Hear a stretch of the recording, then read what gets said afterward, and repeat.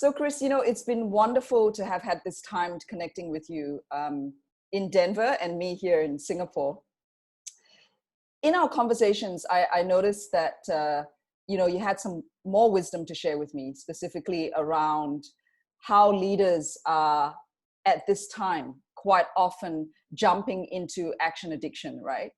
You and I have been in leadership positions before, you in consulting and also running your own business. How have you seen it to be, and what do you think is helpful at this time? Certainly, it's a very good question. What I have observed, and I'm in an interesting situation right now, in my home, my son, who works for a consulting company, he's working upstairs, I'm working downstairs. And what I have seen that is so much better than it has been before when you're running in and out of offices and airports is, instead of the focus of movement and action, there's an increased focus in quality of content in the conversation. I've heard it from his organization, and I'm hearing it in our organization. And it didn't start that way a couple of weeks ago. Everyone was still in the action craziness mode, right? But now I'm hearing what is very successful is when people are checking in with each other, grounding what's going on. How are you as a human being? And really, the quality of the conversation is more focused on what matters and what's going on and what needs to be done.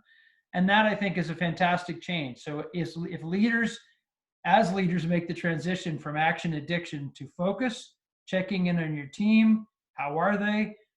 The virtual coffee like you and I are having, or in my case, water, that's building very deep relationships, and that's going to help us get through some very difficult times. Super.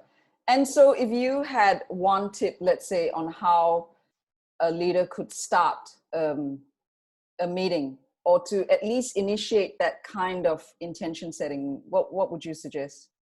I don't know that I have all the answers on this one, but what's worked for me, both on the receiving and the delivery side of this, is recognize and accept the informality of what we're doing. All that formality, suits and ties and running around and acting certain ways, and abandon all that. Focus on the humanity. So accept the dog in the background and the kid running by, whatever's going on, and just stick with the humanity. And the humor. The humor, I think, right now is so important. Relax, about people like we all wanted to be talked to, like human beings. Accept the informality, and then get down to what's really important.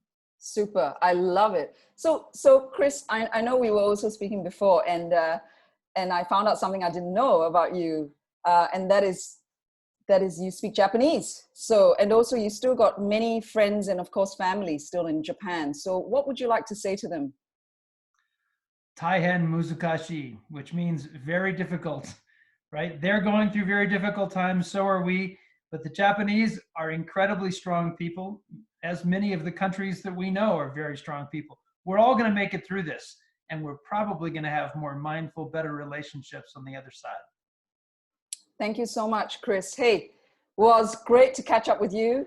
Great to talk to you too, Zerlina. Over this virtual coffee, and take care, and I'll speak to you again soon. Fantastic. Bye-bye.